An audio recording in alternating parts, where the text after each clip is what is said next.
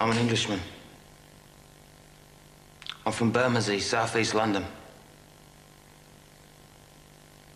My father was called George. He was also from Bermondsey. His father, another Bermondsey man, was called George too. And his father, my great-grandfather, was from the same place. He was called Edward. These 3 generations of my family were in the fish trade. I'm the first member of my family not to work at the market in Billingsgate. My great-grandfather had 11 brothers and sisters.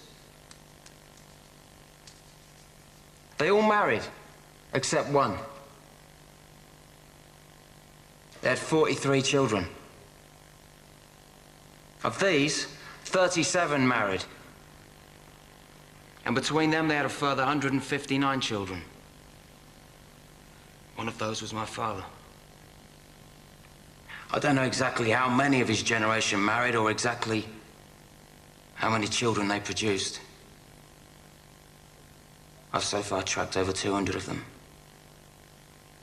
Many still live in Bermondsey. Some are still in the fish trade. There are 7 called George and 5 called Victoria. I stand here in front of you as a representative of all of them. And I ask in their name the great question put by our patron, Mr. Powell. What do they know of England who only England know? Or what can my family who come from England, who lived in England, who know only England, say of this, our country?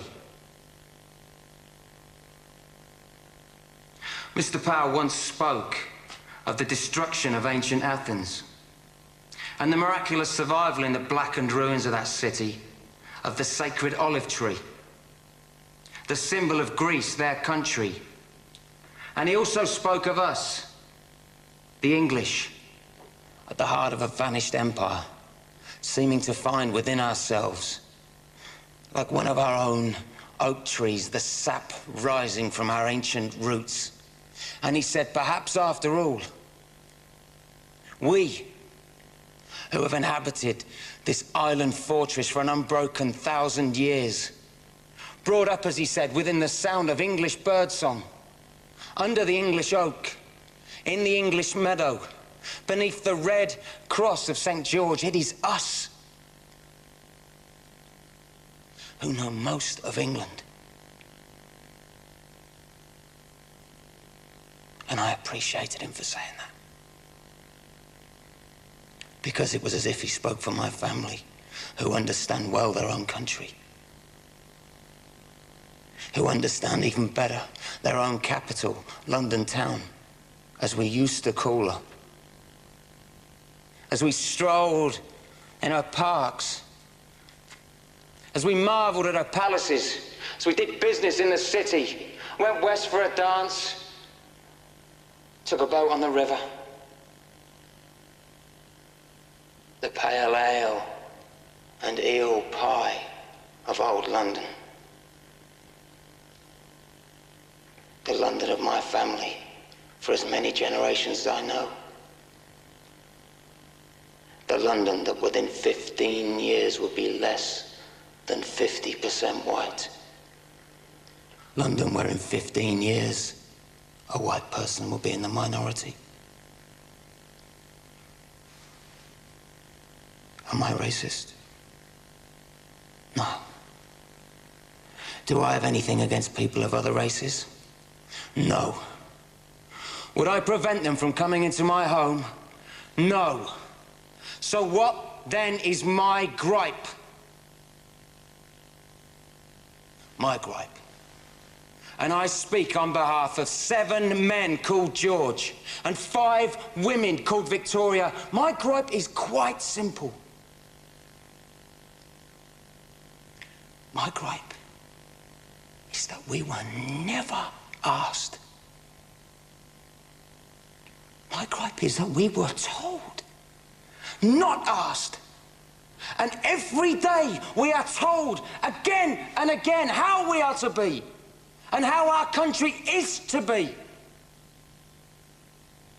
We're told by them, and we know who they are. They're English too. They're the class that has always set themselves apart. They're the class that has always taken whatever they wanted for themselves. And now they are the class that is giving England away.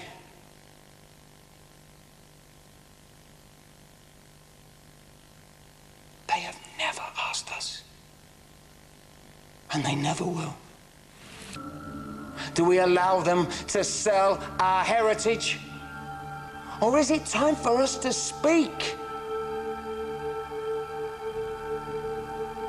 To speak. To refuse them the right to give away our holy, our bountiful, our only England that has nurtured us naked, grown us as the oak. Is it time for us that England know to come yet again and defend our country with our fire, our fists?